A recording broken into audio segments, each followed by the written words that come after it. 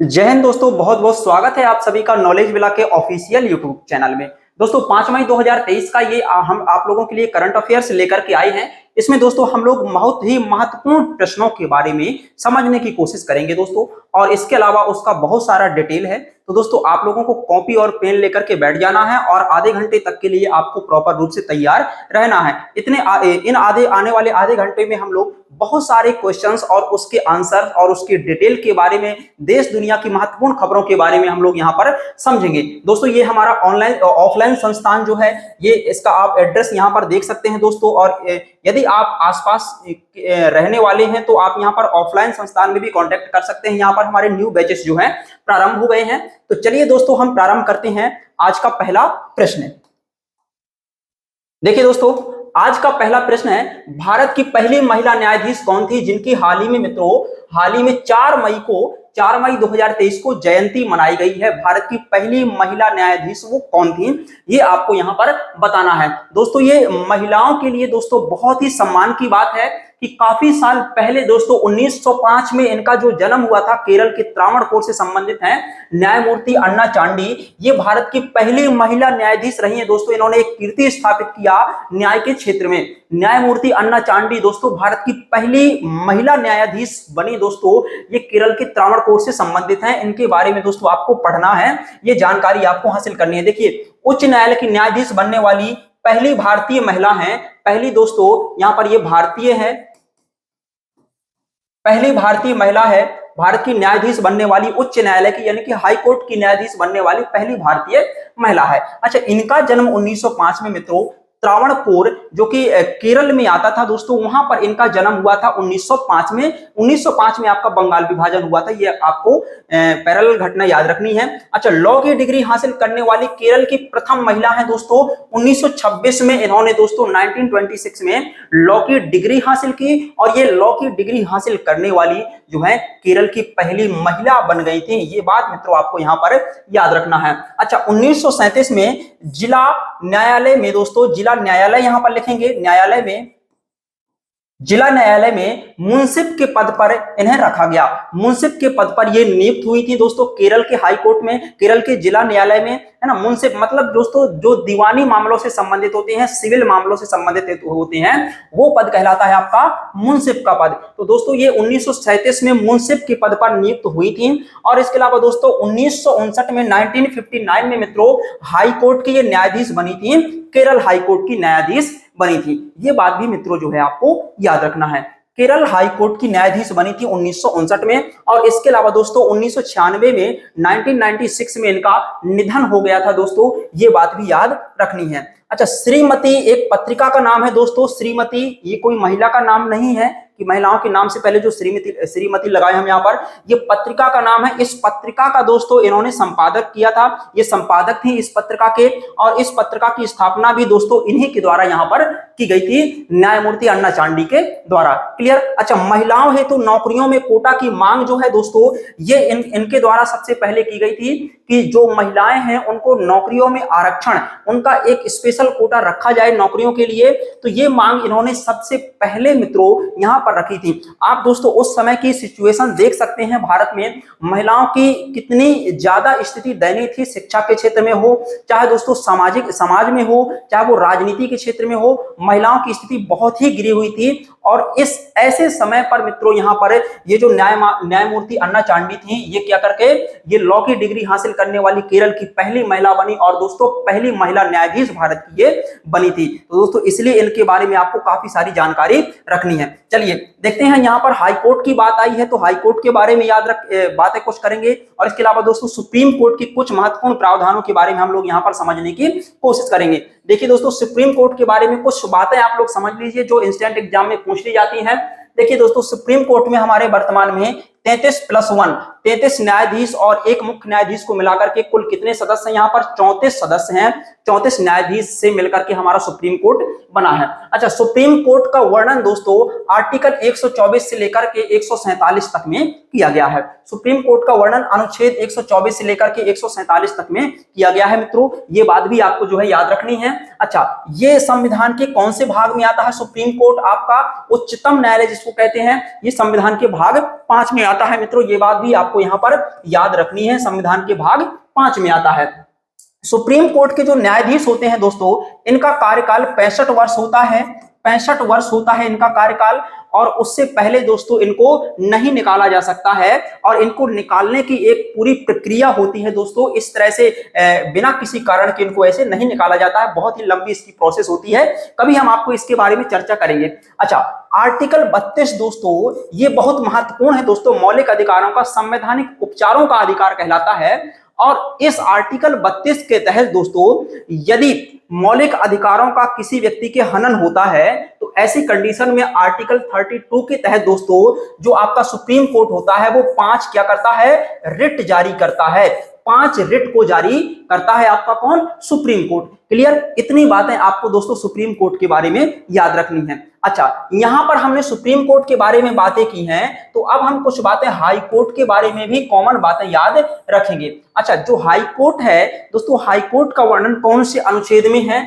तो इसका अगर हम आर्टिकल देखें हाई कोर्ट के बारे में, तो आर्टिकल है दोस्तों इसका 214 से लेकर के 231 तक दोस्तों इसका क्या है, आर्टिकल है, जिसमें हाई कोर्ट के बारे में प्रॉपर यहां पर बताया गया है। अच्छा, हाई कोर्ट के जो दोस्तों न्यायाधीश होते हैं इनकी रिटायरमेंट की आयु कितनी होती है दोस्तों, यहां पर 65 वर्ष है, और यहां पर कितनी आयु है इनकी, 62 वर्ष इनकी रखी गई है। तो ये बात भी दोस्तों आपको यहां पर याद रखनी है। अच्छा, ये आर्टिकल 32 के तहत रिट जारी करता है सुप्रीम कोर्ट मौलिक अधिकारों का हनन होने पर, और इसके तहत इसके अलावा जो हाई कोर्ट है वो आर्टिकल 226 के तहत, आर्टिकल 226 के तहत ये भी 5 सेम रिट जारी करता है। आर्टिकल 226 के तहत कौन जारी करता है मित्रों, हाई कोर्ट जारी करता है, ये बात भी आपको याद रखनी है। अच्छा, आर्टिकल 214 से 231 तक में ये कौन सा भाग है, तो भाग दोस्तों है संविधान का कौन सा, भाग 6। तो भाग 6 में मित्रों इनके बारे में यहां पर बताया गया है। ये जानकारी दोस्तों आपको यहां पर याद रखनी है हाई कोर्ट के बारे में। अच्छा, अगर देखा जाए वर्तमान में भारत में कितने हाई कोर्ट हैं, तो कुल अगर देखे जाए दोस्तों तो भारत में कुल 25 हाई कोर्ट हैं वर्तमान में, इंडिया में कुल 25 हाई कोर्ट हैं दोस्तों, और 25वें नंबर का सबसे नवीनतम हाई कोर्ट यदि आपसे पूछा जाए तो आप यहां पर क्या बताएंगे, 25वें नंबर का सबसे नवीनतम हाई कोर्ट जो है मित्रों वो कौन सा है आपका, अमरावती, यानी कि आंध्र प्रदेश का, कौन सा, आंध्र प्रदेश का हाई कोर्ट है ना, आंध्र प्रदेश का हाई कोर्ट, आंध्र प्रदेश का कहां पर है, अमरावती में। क्लियर, तो आंध्र प्रदेश का हाई कोर्ट है दोस्तों 25वें नंबर का, ये अंतिम हाई कोर्ट है, ये मतलब अंतिम माने नवीनतम हाई कोर्ट है। क्लियर, तो ये बात भी आपको दोस्तों यहां पर याद रखनी है। सुप्रीम कोर्ट के बारे में, हाई कोर्ट के बारे में इतनी जानकारी आपको यहां पर याद रखनी है, और ये जो हमने आपको यहां पर प्रश्न करवाया था इसका आंसर यहां पर आपको ये प्रॉपर तरीके से याद रख लेना है। क्लियर, चलिए देखते हैं दोस्तों नेक्स्ट प्रश्न के बारे में। हाँ, अगला प्रश्न देखिए दोस्तों, महुआ, महुआ एक दोस्तों ट्री होता है, महुआ, जिसके फलों का उपयोग जो है तो शराब बनाने में किया जाता है। तो महुआ को दोस्तों यहां पर ओडीओपी लिखा है, जो इसका मतलब होता है मित्रों, ओडीओपी का मतलब वन डिस्ट्रिक्ट वन प्रोडक्ट, क्या होता है, वन डिस्ट्रिक्ट वन प्रोडक्ट इसका मित्रों मतलब होता है। तो महुआ को वन डिस्ट्रिक्ट वन प्रोडक्ट के तहत किस जिले से चुना गया है, मध्य प्रदेश के, ये आपको यहां पर बताना है, मध्य प्रदेश के कौन से जिले से चुना गया है महुआ को वन डिस्ट्रिक्ट वन प्रोडक्ट के तहत। तो दोस्तों ये चुना गया है आपका उमरिया और अलीराजपुर, 2 जिलों से चुना गया है मध्य प्रदेश के महुआ को वन डिस्ट्रिक्ट वन प्रोडक्ट के तहत। अच्छा दोस्तों, यहां पर वन डिस्ट्रिक्ट वन प्रोडक्ट की बात आई है, आप लोगों ने देखा होगा दोस्तों G20 का जो समिट इस बार भारत में हो रहा है और G20 की अध्यक्षता भारत कर रहा है। तो ऐसे में दोस्तों जो अंतरराष्ट्रीय व्यक्ति पर्यटन के हिसाब से भारत में आ रहे हैं, जो इंटरनेशनल व्यक्ति हैं, 20 कंट्री के जो लोग भारत में आ रहे हैं, तो उनके लिए जो कुछ गिफ्ट दिए जा रहे हैं, तो उनको ऐसी चीजें, लोकल की चीजों को चुना गया है वन डिस्ट्रिक्ट वन प्रोडक्ट के तहत, लोकल के उत्पादों को चुना गया है उनको देने के लिए। तो ये बात भी आपको याद रखनी है। अच्छा, कुछ अन्य जिलों से भी वन डिस्ट्रिक्ट वन प्रोडक्ट के तहत उत्पादों को चुना गया है, तो उनके बारे में भी प्रश्न बन सकते हैं। जैसे दोस्तों अलीराजपुर से, दोस्तों अलीराजपुर का एक नूरजहां आम है, ये बहुत फेमस है। नूरजहां आम की जो प्रजाति है ये कहां का है, अलीराजपुर का, ये बात भी आपको मित्रों याद रखनी है। अच्छा, भोपाल से दोस्तों जरी दरदोजी और अमरूद को वन डिस्ट्रिक्ट वन प्रोडक्ट के तहत यहां पर चुना गया है। क्लियर। अच्छा, नर्मदापुरम से पर्यटन जो है दोस्तों, इसको वन डिस्ट्रिक्ट वन प्रोडक्ट के तहत यहां पर चुना गया है। सीधी से अगर हम बात करें तो कालीन या गलीचा, इसको ओडीओपी के तहत चुना गया है। क्लियर? तो ये बात भी आपको याद रखनी है। और इसके अलावा कुछ और भी आपको याद रखना है, जैसे मुरैना से दोस्तों, मुरैना से क्या चुना गया है दोस्तों वन डिस्ट्रिक्ट वन प्रोडक्ट के तहत? तो यहां पर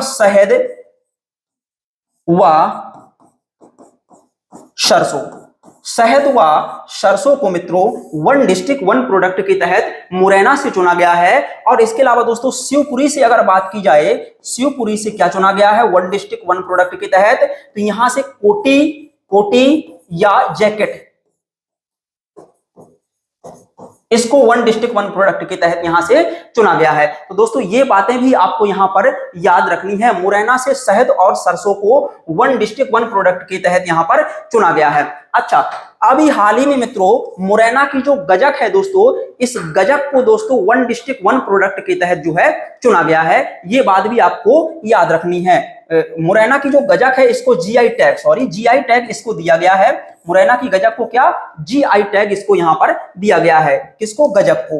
ठीक है। और इसके अलावा दोस्तों रीवा का सुंदरजा आम है, जो आम की प्रजाति है, इसको भी दोस्तों अभी हाल ही में मध्य प्रदेश में जीआई टैग प्रदान किया गया है। और इसके अलावा तेंदूर रेड ग्राम है जो दोस्तों, वो तेलंगाना का जीआई टैग अभी हाल ही में दिया गया है। तो ये बात भी आपको मित्रों याद रखनी है। चलिए इसके बारे में कुछ और देखते हैं, अगली चीज है। हाँ, तीसरा प्रश्न आपके सामने है मित्रों। तीसरे प्रश्न में क्या है? हाल ही में कहां पर G20 की बैठक में मार्कोस और एनएसजी कमांडो को तैनात किए जा रहे हैं? मार्कोस और एनएसजी कमांडो तैनात किए जा रहे हैं हाल ही में कहां पर, जहां पर G20 की बैठक हो रही है? इसका उत्तर है जम्मू और कश्मीर, जिसकी राजधानी दोस्तों श्रीनगर है। वहां पर G20 की बैठक अभी हाल ही में हो रही है।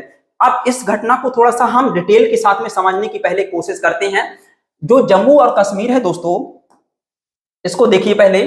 जम्मू और कश्मीर है, इसकी राजधानी क्या है मित्रों? इसकी राजधानी है श्रीनगर। ठीक, जम्मू और कश्मीर की राजधानी है श्रीनगर। यहां पर श्रीनगर में जो है आपकी G20 की बैठक होनी है। क्लियर? G20 की बैठक यहां पर आने वाले कुछ ही दिनों में यहां पर होने वाली है। 4-5 दिन ये मीटिंग चलेगी। और यहाँ पर दोस्तों बहुत सारे देशों के व्यक्ति यहाँ पर जो है आएंगे। वहां की हेड जो लीड कर रहे हैं उन देशों को, वो लीडिंग करने वाले व्यक्ति आएंगे यहाँ पर। और श्रीनगर में इनका क्या सम्मेलन होगा। अच्छा, तो इस स्थान को जो है तो श्रीनगर को चुना गया है। और इसके लिए भारत सरकार ने सुरक्षा बढ़ा दी है। वहां पर मार्कोस कमांडो और अपने एनएसजी कमांडो को तैनात कर दिया है। अच्छा, मार्कोस कमांडो के बारे में हम दोस्तों अभी आपको डिटेल के साथ में बताने वाले हैं। ये कौन से कमांडो हैं, कितने खतरनाक दोस्तों कमांडो हैं। ये 10,000 में से एक व्यक्ति को अंततः छांट करके निकाला जाता है मार्कोस कमांडो को बनाने के लिए। 10,000 में से एक, 10,000 में से पहले सिलेक्शन होता है तो 1,000 में आते हैं। उसके बाद फाइनली 1,000 में से एक व्यक्ति ही होता है जो इतनी कठिन परीक्षाओं को पास करने के बाद में, शारीरिक परीक्षाएं हो चाहे वो मेंटली परीक्षाएं हो, जिस भी तरह की हैं, उनको पास करने के बाद एक बंदा जो निकलता है वो आपका बनता है मार्कोस कमांडो। इसी तरह से एनएसजी कमांडो भी हैं जिनकी ट्रेनिंग बहुत खतरनाक होती है।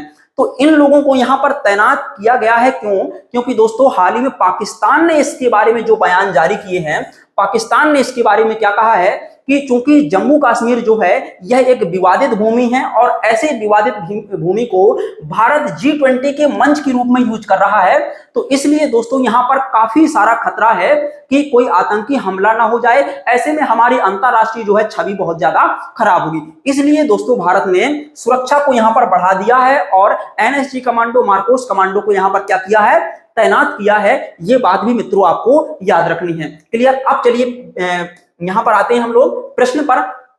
प्रश्न में क्या है, हाल ही में दोस्तों यहां पर देखिए जम्मू कश्मीर में, इसका उत्तर आप समझ गए। क्लियर? अच्छा, यहां पर दोस्तों 22 मई से जो है 22 मई से 25 मई तक यहां पर बैठक होनी है किसकी, G20 की। G20 की दोस्तों 22 मई से जो है 25 मई तक यहां पर बैठक आयोजित की जानी है। और मार्कोस कमांडो, जिसको दोस्तों मैरीन कमांडो भी कहा जाता है, यहां पर इनको तैनात किया जाएगा। अब मार्कोस कमांडो की ट्रेनिंग के बारे में बात करें तो दोस्तों इनकी ट्रेनिंग जो है बहुत ही ज्यादा खतरनाक होती है। इनकी ट्रेनिंग के बारे में बात करें अगर, तो दोस्तों इनको जो ट्रेनिंग दी जाती है ना, तो इनको कितनी ऊंचाई से नीचे कूदने के लिए कहा जाता है, ये दोस्तों 8 किलोमीटर की ऊंचाई से, 8 किलोमीटर की ऊंचाई से कूदते हैं, नीचे इनको कूदाया जाता है। बहुत ही ज्यादा दोस्तों ऊंचाई होती है। अगर इतनी ऊंचाई तक में हमारी नजरें काम नहीं करती हैं, 8 किलोमीटर आकाश में, है ना, और इसके बाद पैराशूट वगैरह लिए रहते हैं, लेकिन 8 सेकंड के अंदर, 8 सेकंड के अंदर दोस्तों इनको अपने पैराशूट को खोलना होता है। कितनी खतरनाक ये जो है इनकी ऊंचाई, कितनी खतरनाक हाइट है जहां से इनको कूदने के लिए कहा जाता है। बहुत ही कम ऐसे व्यक्ति होते हैं। और यह एक बात याद रखना मित्रों, डायरेक्ट मार्कोस कमांडो नहीं बनते हैं, पहले आर्मी में जाते हैं, फिर उसके बाद उसके लेवल बढ़ते हैं और उनकी कठिन परीक्षाएं होती हैं। ये बात आपको यहां पर याद रखनी है। ये मार्कोस कमांडो हैं। ये दोस्तों जल सेना, थल सेना, वायु सेना, तीनों सेनाओं की गतिविधियों में दक्ष होते हैं। मतलब इनको कहीं भी उतार दो, बर्फ में उतार दो, समुद्र में फेंक दो, इनको कीचड़ में फेंक दो, पहाड़ में फेंक दो, कहीं पर भी इनको फेंक दो, ये उन बुरी से बुरी परिस्थितियों में भी निपट सकते हैं। दोस्तों ये अपने आप को बचा करके और अपने लक्ष्य को प्राप्त कर सकते हैं। ये होते हैं दोस्तों मार्कोस कमांडो। जब इनको मित्रों ट्रेनिंग दी जाती है तो इनके कमर के आसपास से कीचड़ भरा जाता है, मिट्टी से सना हुआ है ना, कीचड़, कीचड़ भरा जाता है, और उसके बावजूद इनके कंधों पर वजन जो है उसको लटकाया जाता है। और उसके बाद दोस्तों इनको जो है 800 मीटर दौड़ इनकी करवाई जाती है। 800 मीटर की इनकी दौड़ करवाई जाती है। कमर के आसपास ये कीचड़ में है और वजन भी लटकाए हैं। उसके बाद 800 मीटर जो है ये दौड़ रहे हैं। तो इसके ये देख सकते हैं कि कितनी कठिन परीक्षाएं हैं दोस्तों। 10,000 व्यक्तियों में से एक व्यक्ति जो है ना यहां पर मार्कोस कमांडो बनता है। ये जो दोस्तों मार्कोस कमांडो है, इसका गठन 1987 में किया गया था। 1987 में इसका गठन किया गया था मार्कोस कमांडो को। तो ये भी बात आपको मित्रों यहां पर याद रखना है। अच्छा, इनका मोटो क्या होता है जो मार्कोस कमांडो है? इनका मोटो होता है दोस्तों द फ्यू द फियरलेस। देखिए, द फ्यू, कम है ये लोग, कम हैं, लेकिन ये फियरलेस है, किसी से डरते नहीं है, है ना। ये किसी से क्या है, डरते नहीं है, इनको किसी का भय नहीं है। Clear? The few the fearless इनका मोटो है, ये भी याद रखना है। अच्छा, एनएसजी जो इनको भी तैनात किया जा रहा है, एनएसजी को, है ना, नेशनल सिक्योरिटी गार्ड। ये दोस्तों एनएसजी इससे भी पहले बन गई थी। 1900 यहां पर 84 है दोस्तों, 1984, 1984 में एनएसजी का गठन किया गया था। ये बात आप लोग यहां पर लिख लेंगे। एनएसजी का गठन कब किया गया था मित्रों? 1984 में इसका गठन किया गया था। 1984 में नेशनल सिक्योरिटी गार्ड का गठन किया गया था। यह बात आपको मित्रों याद रखनी है। चलिए इसके आगे देखते हैं क्या है। हाँ, चौथा प्रश्न है दोस्तों आप लोगों के सामने, हाल ही में बिहार के बाद किस राज्य में पिछड़ा वर्ग सर्वेक्षण शुरू किया गया है? दोस्तों जो पिछड़ी जातियों के लिए है, ओबीसी के लिए पिछड़ा वर्ग का सर्वेक्षण। अब दोस्तों ये किस तरह का सर्वेक्षण है पहले तो ये समझ लीजिए। तो मित्रों ये जो सर्वेक्षण है आपका पिछड़ी जातियों का सर्वेक्षण है, ये सामाजिक और आर्थिक रूप से एक किया जाने वाला सर्वेक्षण है, जो कि बिहार में हो चुका है। और बिहार के बाद इसका सर्वेक्षण उड़ीसा में भी, बिहार के बाद इसका सर्वेक्षण कहां पर हो रहा है दोस्तों? उड़ीसा में अब होना है। ये पिछड़ा वर्ग का सर्वेक्षण उड़ीसा में अब होगा। अच्छा, जो विपक्षी दल हैं इनके बारे में देख लीजिए, ये क्या कह रहे हैं इस सर्वेक्षण के बारे में।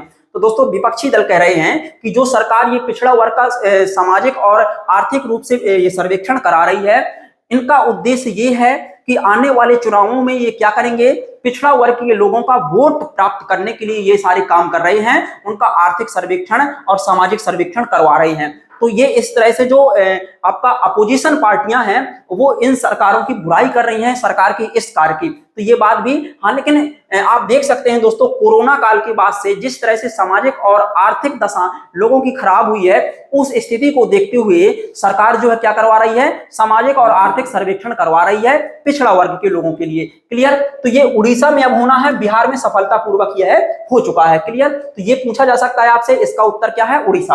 अच्छा, उड़ीसा की राजधानी क्या है आपको पता होगा। उड़ीसा की राजधानी है भुवनेश्वर। उड़ीसा की राजधानी क्या है मित्रों? भुवनेश्वर है।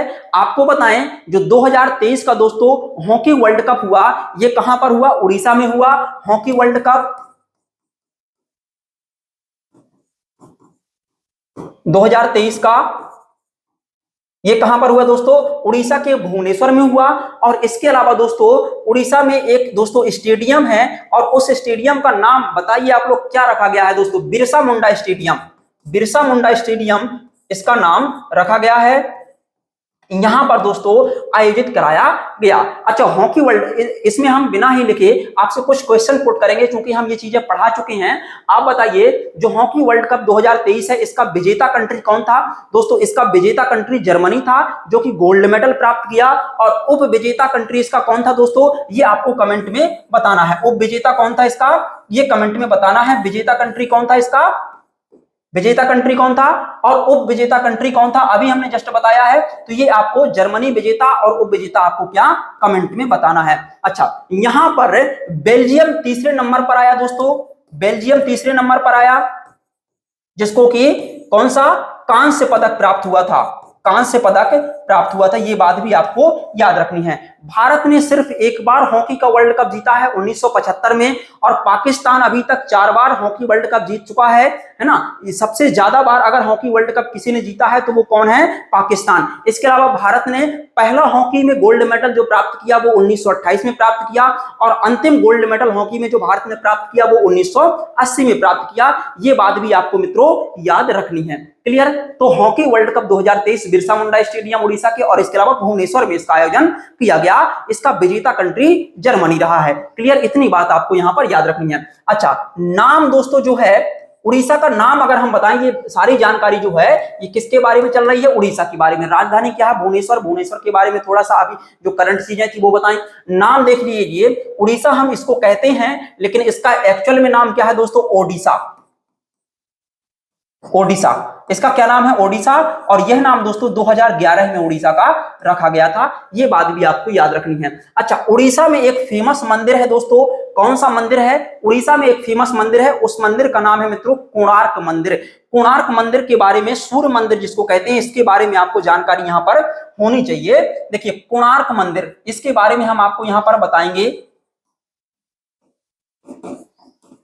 कोणार्क मंदिर कहां पर है? उड़ीसा में है, जिसको कहते हैं सूर्य मंदिर।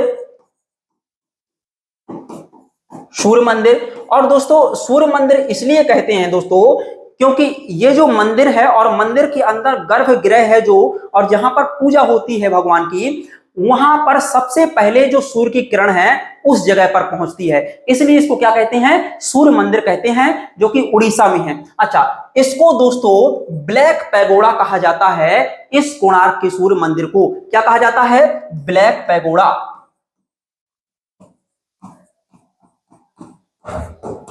ये आपको सारी जानकारी लिखनी है, अपने नोट्स में याद रखना। इसको क्या कहा जाता है? ब्लैक पैगोडा कहा जाता है। और इसका निर्माण दोस्तों जो है, इसका निर्माण गंग वंश के राजा, गंग वंश के राजा नरसिंह देव प्रथम ने करवाया था।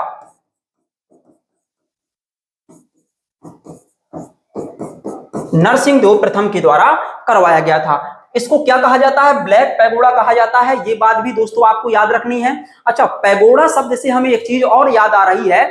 आप बताइए दोस्तों, सप्त पैगोडा, सप्त पैगोडा कौन से मंदिर को कहा जाता है? आज हम पूरे पैगोडा ही निपटा देंगे। सप्त पैगोडा कौन से मंदिर को कहा जाता है, ये बात भी आपको याद रखनी है। तो दोस्तों जो मामलापुरम, या जिसको आप महाबलीपुरम के मंदिर कहते हैं, तमिलनाडु में है, इसको कहा जाता है सप्त पैगोडा। तो महाबलीपुरम का मंदिर समूह जो है दोस्तों, महाबलीपुरम का जो मंदिर समूह है, इसको सप्त पैगोडा कहा जाता है। और इसके अलावा दोस्तों एक और है पैगोडा नाम से, लास्ट है ये, गोल्डन पैगोडा किसे कहा जाता है? गोल्डन पैगोडा कंट्री, पैगोडा देश। ये दोस्तों म्यांमार देश को कहा जाता है, म्यांमार। इसको गोल्डन पैगोडा कंट्री कहा जाता है। कंट्री मतलब देश, है ना। तो ये म्यांमार को कहा जाता है। ये इतनी जानकारी आपको कोणार्क मंदिर के बारे में याद रखनी है ना। गंगवंश के राजा नरसिंह देव फर्स्ट के द्वारा बनवाया गया। ये सारी जानकारी आपको यहाँ पर याद रखनी है। तो इस प्रश्न के बारे में हमने दोस्तों डिटेल के साथ में जो है आपको यहाँ पर बताया। अच्छा, हॉकी वर्ल्ड कप अभी हमने जस्ट बताया। हॉकी वर्ल्ड कप 2023 कहां पर हुआ? उड़ीसा में ही हुआ था। इसके बारे में हमने आपको यहाँ पर जानकारी जो है आपको दे दी है। क्लियर? चलिए, इंटर कॉन्टिनेंटल फुटबॉल कप की मेजबानी कौन कर रहा है दोस्तों? ये भी भुवनेश्वर में होनी है। जून 2023 से ये आयोजित होगा, इंटरकॉन्टिनेंटल फुटबॉल कप। ये फुटबॉल का कप भी दोस्तों कहां पर?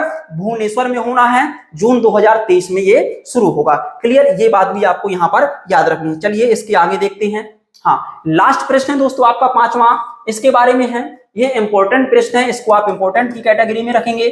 हाँ, एशिया में एडीबी ऋण का सबसे बड़ा प्राप्तकर्ता कौन सा देश है? एडीबी ऋण का मतलब होता है दोस्तों एडीबी, एशियन डेवलपमेंट बैंक। आपको पता है दोस्तों, जो एशियन डेवलपमेंट बैंक है, इसका मुख्यालय कहां पर है? ये दोस्तों फिलीपींस की राजधानी फिलीपींस मनीला में है। कहां पर है?